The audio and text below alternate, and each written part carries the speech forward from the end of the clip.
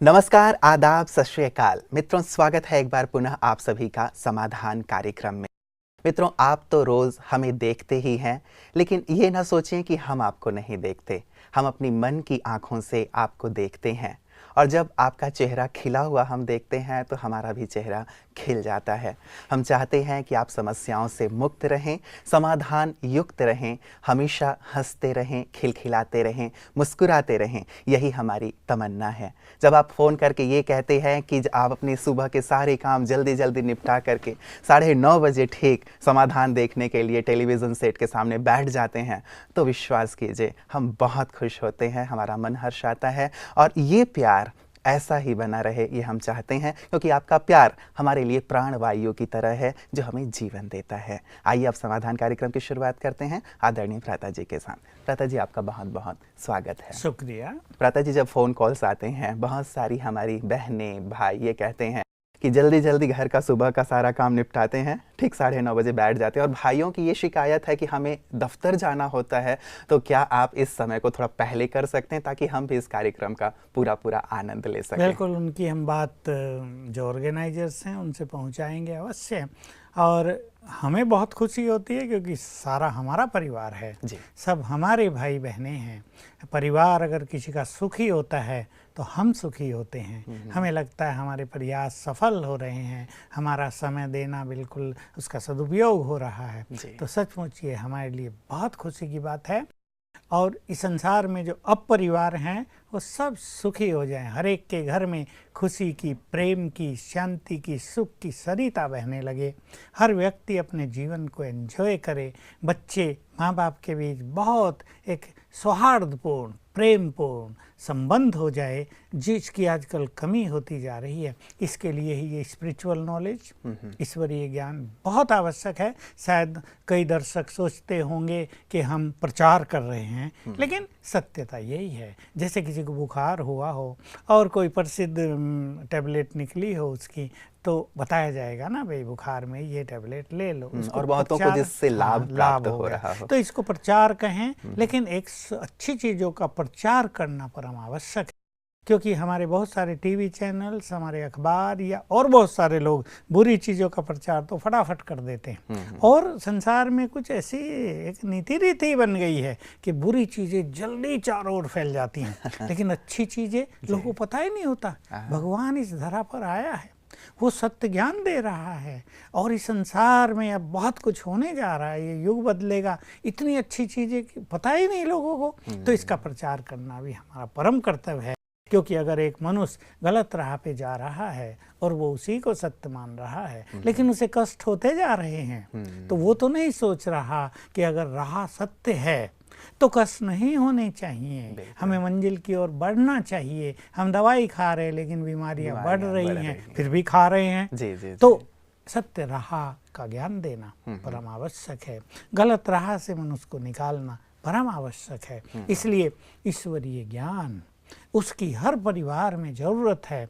और अब हर एक को ये महसूस कर लेना चाहिए कि मन का अंधकार ही समस्याओं का निर्माण कर रहा है।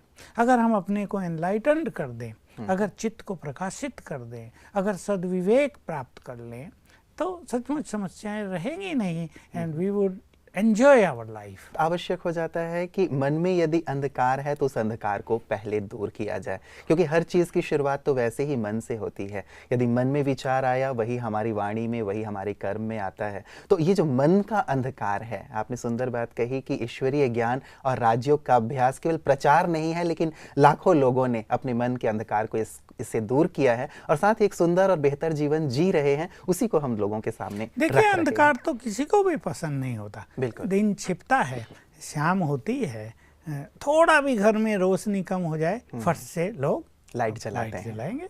कोई भी अंधकार को पसंद नहीं करता। और जितनी रोशनी होती है, टाउन में निकल जाइए, बाजार में निकल जाइए, अगर रोशनी से बाजार जगमगा रहा है तो लोग घूमने ही जाएंगे। यहाँ जाके तो टेंशन ही खत्म हो गई, मन आनंदित हो गया, खुशी बढ़ गई, बच्चों को भी ले जाएंगे वहाँ। और अगर बहुत सुंदर मार्केट हो, चाहे उसमें हीरे बिकते हों, सोने का मार्केट हो, लेकिन अंधेरा छाया हो तो लोगों का वहाँ मन नहीं लगेगा। तो जब बाहरी अंधकार मनुष्य को प्रिय नहीं है, बाहरी अंधकार भी मनुष्य को ठोकरे खिलाता है, अच्छा नहीं लगता, तो अंदर का अंधकार तो निश्चित रूप से समस्याओं में वृद्धि करेगा ही। इसलिए ज्ञान के प्रकाश की हर व्यक्ति को जरूरत है, और ये ज्ञान का प्रकाश हमारे स्कूल कॉलेजों में नहीं मिल रहा है। ये ज्ञान का प्रकाश हमारे गुरुओं से भी नहीं मिल रहा है। मेरी बात कोई बुरा ना समझें, हम गुरुओं की कोई ग्लानि नहीं करते, वो भी अच्छा कार्य कर रहे हैं, लेकिन लोग मंत्र दे रहे हैं या धन कमाने में लग गए हैं या कोई और छोटी मोटी बात सिखा रहे हैं। लेकिन संसार को ज्ञान देना, आत्मा का ज्ञान देना, उन्हें आत्माभिमानी बना देना, उनके बॉडी कॉन्शियसनेस को समाप्त कराना, उनका नाता भगवान से जोड़ देना, इस लक्ष्य से शायद हमारे गुरु लोग भी थोड़े दूर चले गए हैं, कॉमर्शियल हो गए हैं। और बहुत लोगों ने तो गुरु बन के मतलब रोगों को ठीक करने का जैसे ठेका ही ले लिया। वो भी अच्छी बात है, रोगों को ठीक करना भी समस्याओं का समाधान ही है, लेकिन समस्याएं हो ही नहीं, अंधकार रहे ही नहीं, इसकी ओर हमारे गुरुजनों को बहुत ध्यान देना चाहिए। धन तो उनके पीछे पीछे भागेगा, तो हम ईश्वरीय ज्ञान के द्वारा अपने चित्त को प्रकाशित करें। जी जी जी, ये बहुत आवश्यक है। भ्राता जी, पिछली बार हम लोग चर्चा कर रहे थे, जैसे हमारी पूनम बहन जो चंडीगढ़ से थे, उन्होंने कहा था कि उनके 7 और 8 साल के 2 बच्चे हैं और वो पढ़ाई पे बिल्कुल ध्यान नहीं देते, तो ये बहुत ज़्यादा परेशान हो जाती हैं। वैसा ही एक प्रश्न फ़ोन के माध्यम से भी आया भ्राता जी, मैं दोनों को एक साथ ले रहा हूँ। ये हमारे पास आया है मथुरा से, और अनुराधा जी लिख रही हैं कि मैं अपने बच्चों से बहुत परेशान हूँ, उनके कारण मुझे गुस्सा बहुत आता है, मैं अपना पेशेंस खो देती हूँ, इरिटेट होती हूँ और बच्चों की पिटाई भी कर देती हूँ। कृपया बताएं कि कैसे मैं अपने गुस्से को कंट्रोल करूं, साथ ही मेरे बच्चे कैसे सुधरें। पिटाई करके इनका गुस्सा तो शांत हो ही जाता होगा पर फिर पछताती भी होंगी, क्योंकि गुस्सा करने के बाद मनुष्य को उसकी गिफ्ट मिलती है पश्चाताप, रिपेंटेंस, रिग्रेट करता है मनुष्य बहुत ज़्यादा। तो ऐसे बच्चे जो पढ़ाई पे ध्यान नहीं दे रहे, देखिए उसके लिए भी जिम्मेदारी आज का विकास है। अब बच्चों को गेम्स मिल जाते हैं, वीडियो बिल्कुल, टेलीविजन आके खोल लेते हैं, चैनल्स चेंज करते रहते हैं, उनको सब आता है, वीडियो गेम्स और ये मोबाइल में सब कुछ करना आता है बच्चों से। हम ट्रेन में जा रहे थे, देखा छोटा बच्चा 5-6 साल का, पापा से उसने मोबाइल छीना और फटाफट शुरू कर दिया जी। वो तो इधर उधर टैबलेट थी उनके पास, देखा तो वो तो फटाफट गेम खेल रहे हैं, सब कुछ जानते हैं। तो ये जो विज्ञान का विकास हुआ है, जो ये सब साधन निकले हैं, यद्यपि ये बहुत अच्छे हैं, हम इनके विरुद्ध नहीं हैं, हम भी यूज करते हैं, लेकिन बच्चे अगर इन चीज़ों में ज़्यादा इन्वॉल्व हो जाते हैं तो निश्चित रूप से बुद्धि, ब्रेन तो एक ही है उनके पास, उनकी शक्ति उधर डाइवर्ट हो गई तो पढ़ाई लिखाई में वो रहेगी नहीं। इसलिए थोड़ा सा घर में संयमित जीवन, माँ बाप को चाहिए वो खुद इनसे दूर रहें थोड़ा सा, क्योंकि वो अगर इनमें लगे रहेंगे तो बच्चे तो जरूर उनको फॉलो करेंगे, उनको रोका भी नहीं जा सकेगा। ये कारण बच्चों की पढ़ाई में है, रुचि का है। और दूसरा, कुछ पूर्व जन्मों के संस्कार भी होते हैं, पहले से ही मान लो उसको बिजनेस ही करना है, बहुत सारे बच्चे ऐसे हैं पढ़ते नहीं हैं, थोड़ा सा पढ़ा और फिर काम धंधे में लग गए। तो बच्चों की मेंटेलिटी को समझ लेना चाहिए। और जैसे हम पहले बताए हैं, गुड वाइब्रेशंस का इफेक्ट, बच्चों को प्यार की पालना देना, ये बहुत आवश्यक है। बच्चों पर गुस्सा करना और उनकी पिटाई करते रहना, ठीक है, थोड़ी बहुत पिटाई कर ली हो तो बच्चों को सुधारने के लिए माँ को करना पड़ता है, लेकिन उसमें अपनी भी मनोस्थिति को बिगाड़ लेना, अपने अंदर भी अशांति कर लेना, फिर पश्चाताप की अग्नि में जलना, फिर बच्चों को चोट वोट इधर उधर लग जाए गलत, तो फिर उसका भी कष्ट तो माँ को ही होगा। इस सब से कोई फ़ायदा नहीं होगा। बच्चों को डांट फटकार दिया जाए, थोड़ा सा डरा दिया जाए, 1-2 मार दिया जाए, लेकिन ऐसा नहीं कि उसका प्रभाव अपने पर भी बहुत आ जाए और बच्चे भी उससे दुखी होने लगे या माँ से दूर होने लगे, ऐसा नहीं होना चाहिए। प्यार की पालना और अच्छे वाइब्रेशंस की पालना, जिसको आजकल की माताएं जानती नहीं हैं। पहले देखिए हमारे ऋषि मुनि लोग और हमारे धर्माचार्य ये सिखाया करते थे कि बच्चा जब गर्भ में है तो माँ को कैसा चिंतन करना चाहिए। उन्हें गीता का पाठ सुनवाते थे, भागवत की कथाएं सुनवाते थे। जिस तरह की कथा उनको सुनाई जाएगी उसका इफेक्ट बच्चों पर आएगा। एक अभिमन्यु की कहानी लोग सुनाते, तो देखिए ऐसा ही है। तो बच्चों को जितनी अच्छी फीलिंग्स गर्भ से और फिर बाद में माँ के जितने अच्छे वाइब्रेशंस होंगे बच्चों पर गहरा प्रभाव पड़ेगा। इसलिए माताओं को क्रोध करने की बजाय, परेशान होने की बजाय कि बच्चे पढ़ नहीं रहे हैं या बात नहीं सुनते हैं या खेल कूद में लगे हुए हैं, अच्छे वाइब्रेशंस बच्चों को देने चाहिए। भोजन के माध्यम से भी, पानी के, दूध के, फल के, जो उनको खिलाया पिलाया जाता है, और घर में भी वो इतना अच्छा वातावरण बनाए प्रेम का। हम जानते हैं कि उनके अपने भी संस्कार हैं। किसी को क्रोध पहले से ही बहुत आता है, कोई पहले से ही बहुत इरिटेट रहती हैं, किसी को छोटी छोटी बात में पहले से ही टेंस होने की एक ऐसी आदत पड़ी होती है कि ज़रा सी बात आई नहीं और वो टेंशन में आ गई। तो उन्हें अपने संस्कारों को भी सॉफ्ट करना चाहिए, हर बात को लाइट करना चाहिए और घर में खुशी और प्रेम का वातावरण बनाना चाहिए, ताकि घर उनका एक ऐसा मंदिर बन जाए कि जब बच्चे उसमें आए, पति आए, सास ससुर रहें, तो पारिवारिक एंजॉयमेंट उन्हें मिले, वहाँ एक टेंशन न मिले, ऐसा न लगे कि कहाँ आ गए, यहाँ तो लेट आएंगे। कई बच्चे लेट घरों में इसलिए आते हैं कि घरों में टेंशन रहता है, तो बाहर रहते हैं, फ्रेंड्स के साथ रहते हैं, फिर वो भी कहीं ना कहीं गलत कामों में लग जाते हैं। तो इम्पोर्टेंट चीज़ है माँ बच्चों को गुड वाइब्रेशंस दे, अपने अंदर भी बहुत अच्छी फीलिंग्स क्रिएट करे, और जैसा हम कह रहे थे, राजयोग मेडिटेशन और ईश्वरीय ज्ञान ही एकमात्र उपाय है जिसके द्वारा किया जा सकता है। जैसे अगरबत्ती हम जला देते हैं, बदबू होती है, या कोई धूप जला देते हैं, और कोई साधन आजकल हैं, तो ऐसे ही हमारा मन उससे भी ज़्यादा फ्रेग्रेंट है, बहुत सुगंधी है हमारे मन के वाइब्रेशंस में। अगरबत्ती की तो खुशबू थोड़ी देर जब वो जल के पूरी हो जाएगी तो खुशबू भी खत्म हो जाएगी, लेकिन मन की जो सुगंधी है, पवित्रता की जो सुगंध है, प्रेम की जो सुगंध है, शांति की जो सुगंध है, वो सचमुच अविनाशी है, लंबा काल चलती है। तो इन माताओं को अपने बच्चों को यही वाइब्रेशंस देने होंगे, तब धीरे धीरे बच्चों में भी सुधार आ जाएगा। बच्चों को सुधारने के लिए अपने को सुधारना पड़ेगा। बिल्कुल, बहुत सुंदर बात भ्राता जी आपने कही कि मन की स्थिति बहुत अच्छी होगी तो बच्चों के ऊपर सुंदर प्रभाव पड़ेगा। और साथ ही बात भ्राता जी, हम लोग कई बार कहते भी हैं, आप भी सुनाते रहे हैं हमेशा, कि जैसा हम सोचते हैं वैसा ही हमें दिखाई देता है सामने। तो कई बार बच्चों के लिए हम ये विचार ले आते हैं कि ये तो बहुत शरारती हैं, नटखट हैं, परेशान करते रहते हैं, या पढ़ाई लिखाई में ध्यान नहीं देते, तो शायद बार बार हम ये सोचते रहते हैं, तो हमारे व्यवहार में भी वो चीज़ें आ जाती हैं, और हमारी सोच भी कहीं ना कहीं उन बच्चों को इसी दिशा में ले जाती है कि ठीक है मम्मी तो ये सोच रही है कि हम पढ़ते नहीं तो हम नहीं पढ़ेंगे। तो ये भी एक बड़ा कारण बन रहा है शायद। और जो वो बार बार सोच रही है कि ये बच्चे तो हैं ही ऐसे, ये तो पता नहीं कपूत पैदा हो गए, ये तो बिच्छू टिंडन पैदा हो गए। एक माँ ने अपने बच्चे का नाम बिच्छू ही रखा हुआ था, कोई उनको शैतान नाम रख देती है, कोई कुछ रख देती है।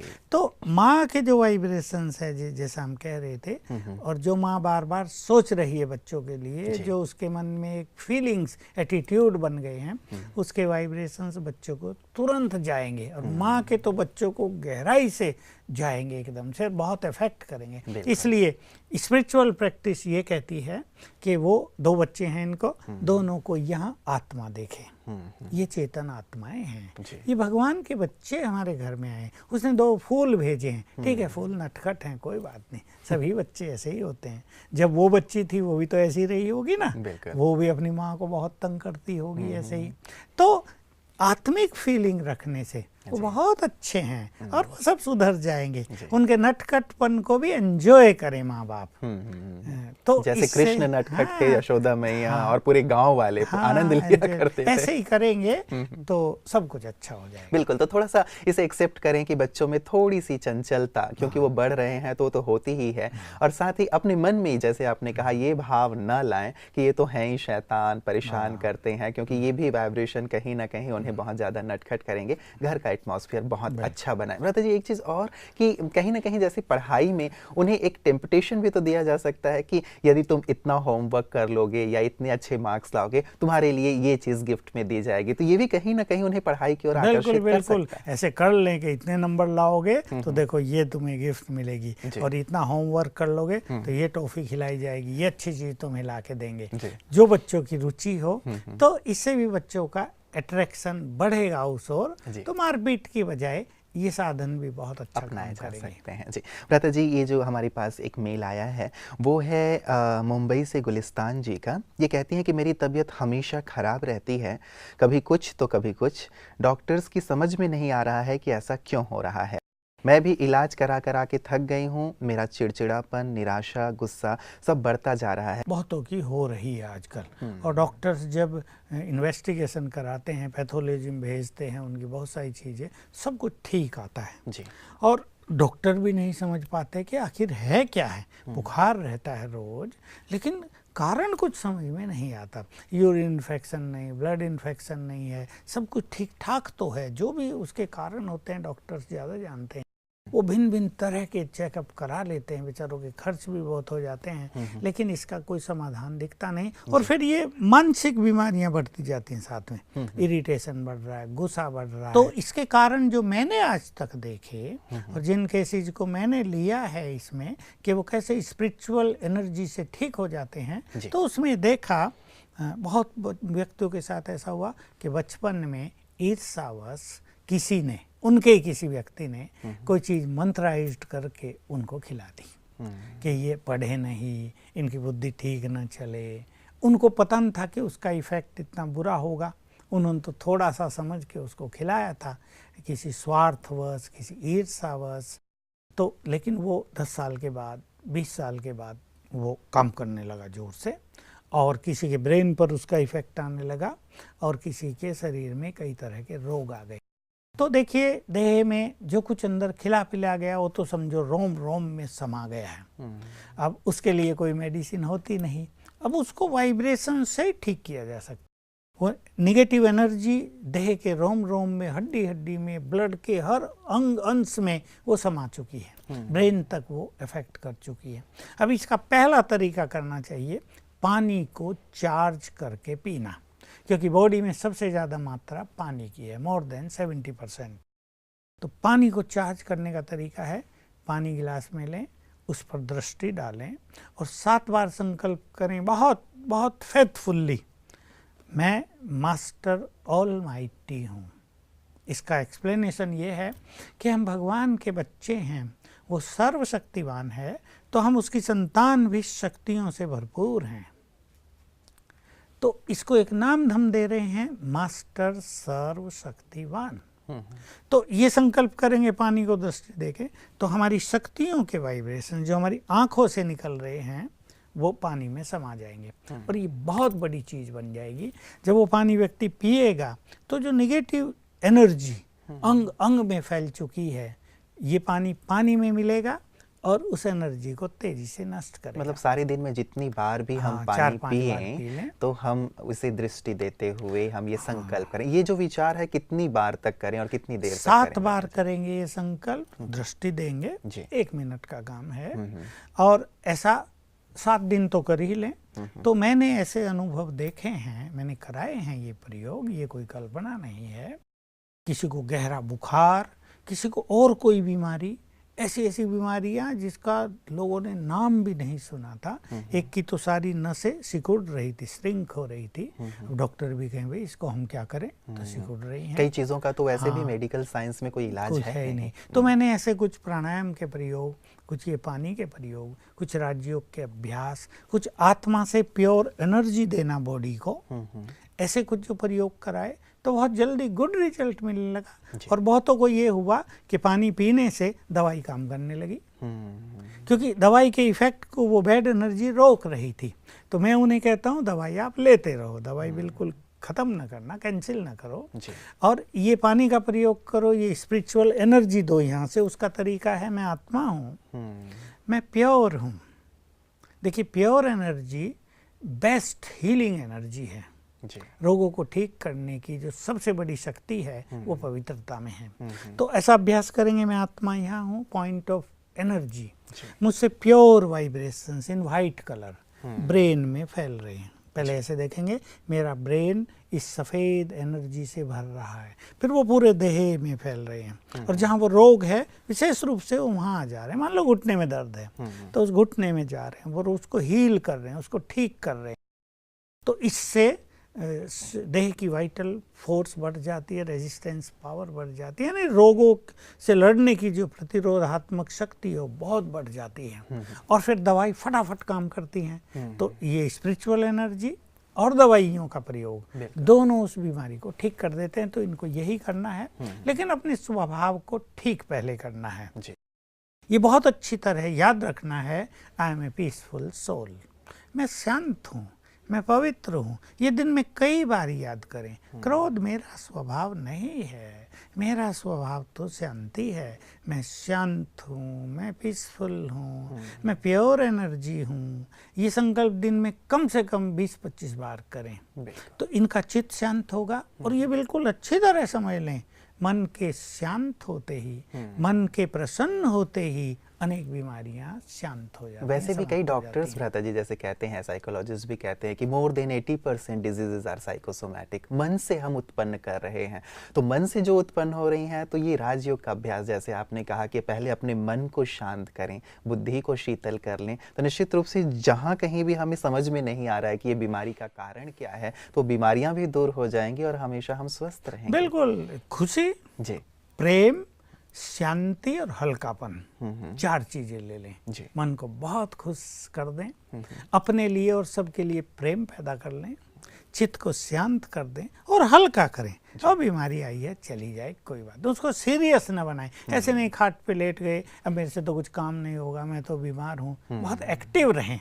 जितने हम एक्टिव होंगे हमारी और मूवमेंट शरीर में होगा, तो एनर्जी कहीं ब्लॉक नहीं होगी और हम जल्दी हेल्दी हो जाएंगे। बिल्कुल, तो उसको सीरियसली ना लिया जाए। और खास करके ये जो आपने योग का अभ्यास बताया कि अपने पूरे ही शरीर को हम अच्छी एनर्जी दें, उससे कहीं ना कहीं हमारी ये जो बीमारी हैं, तकलीफ़ें हैं, दूर हो जाएंगी। भ्राता जी, कईयों के मन में बीमारियां आ जाती हैं, जैसे आपने कहा कि मन में घर कर गई हैं कि कहीं मुझे ऐसा ना हो जाए, कहीं ऐसा ना हो जाए, तो कहीं ये भी तो हमारी शारीरिक बीमारियों में तब्दील नहीं हो जाती? बिल्कुल यही है। देखिए, एक व्यक्ति डॉक्टर के पास जाता है, चेकअप होता है और डॉक्टर उसको बताता है कि आर्टरीज में, हार्ट में जो खून सप्लाई करती है, ब्लॉकेज है, तुम्हें हार्ट अटैक हो सकता है।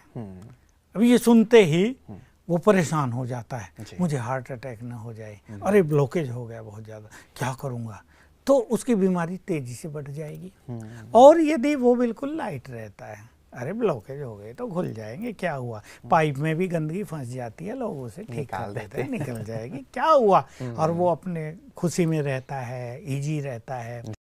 हमारे यहाँ बहुत पेशेंट्स आते हैं, हमारे यहाँ कैड का प्रोग्राम चलता है। कैड माना हार्ट को ठीक करने की, ये जो ब्लॉकेज हो जाते हैं इनको खोलने की। तो हमारे डॉक्टर हैं, बिना ऑपरेशन के उसको खोलवाते हैं। और उसमें योग अभ्यास, राजयोग का अभ्यास और मन को बहुत प्रसन्न करना, बिल्कुल अपने को एनर्जेटिक कर देना। और वो ये भुला देते हैं कि you are heart patient, no forget it, बिल्कुल लाइट कर देते हैं। और हम देखते हैं कि 7-7 दिन में लोगों की आर्टरी के जो ब्लॉकेज थे वो खुल गए। वो भी हैरान होते हैं, कैसे खुल गए भाई? तो ये मन की खुशी, मन की शांति, शीतल चित्त, ये बहुत काम करता है। बिल्कुल, बहुत बहुत शुक्रिया भ्राता जी, आपने बहुत सुंदर जानकारी दी है कि अपने मन को हम स्वस्थ रखें तो तन स्वतः स्वस्थ हो जाएगा। आपका बहुत बहुत शुक्रिया। मित्रों, मुझे याद आता है एक ऐसी महिला की जिनको 25 वर्ष की उम्र में ही कैंसर हो गया था। परिवार में किसी को भी कैंसर नहीं था। जब ये ढूंढा गया कि वास्तव में इसे कैंसर कैसे हुआ, तो उनके घर के एक फैमिली डॉक्टर ने ये पाया कि इससे बहुत ज़्यादा डर लगता था कि कहीं मुझे भी ब्रेस्ट कैंसर ना हो जाए। जब भी वो किसी महिला को देखती थी जो इससे ग्रसित हैं, कितनी तकलीफ़ हो रही है, तो बार बार ये सोचती थी कि मुझे भी कहीं ये ना हो जाए। और 25 वर्ष की उम्र में उन्हें ये हो गया। सारे संसार में उनके ट्रीटमेंट के लिए वो घूमे, लेकिन कहीं भी उनका ट्रीटमेंट नहीं हो पाया। सभी डॉक्टर्स ने हाथ खड़े कर दिए। अल्टीमेटली उनके फैमिली डॉक्टर ने ये कहा कि मन से यदि ये बीमारी हुई है तो मन से ही दूर होगी। उन्होंने बहुत सुंदर विचार देने उन्हें प्रारंभ किए और आज वो महिला संपूर्ण स्वस्थ है। कहने का भाव, मन से ही हम बीमारियों को पैदा कर रहे हैं। कहीं ना कहीं यदि हम निराशात्मक विचार करते हैं, कहीं ना कहीं यदि हम नकारात्मक विचार करते हैं, कहीं ना कहीं यदि हम व्यर्थ विचार कर रहे हैं, कहीं ऐसा ना हो जाए, कहीं ऐसा ना हो जाए, तो हम अपने शरीर में बीमारियों का आह्वान कर रहे हैं। तो हम तो यही कहेंगे समाधान की ओर से कि आप अपने मन को सुमन बनाएं। सुंदर विचार से ही स्वस्थ शरीर बनता है, सुंदर विचारों से स्वस्थ जीवन बनता है, स्वस्थ माहौल बनता है। तो विचारों को सुंदर बनाएं। समाधान की टीम से आज के लिए यही आपके लिए शुभकामना। नमस्कार।